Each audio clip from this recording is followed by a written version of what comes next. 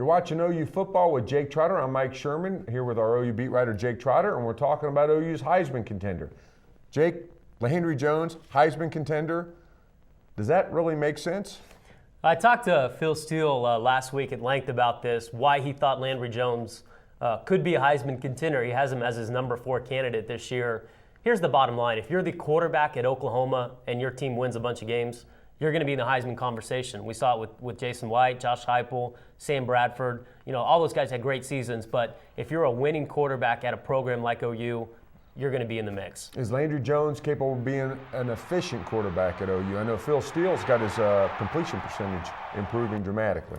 Well, I think the biggest key might not be Landry Jones. It might be the guys around him, specifically the offensive line. They didn't protect the quarterback as well as you would have hoped last year.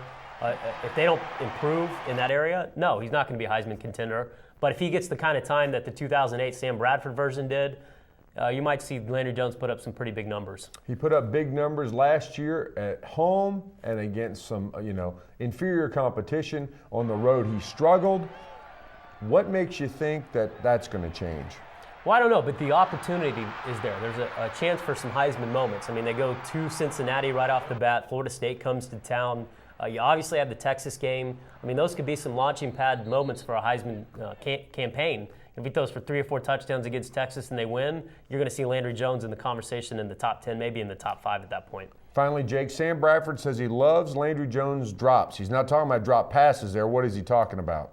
I guess his drop back passes. Is that what you're talking about? Yeah. I mean, he has a very mobile guy. And that's one thing that Landry really worked on this offseason was getting back quicker, getting rid of the ball quicker.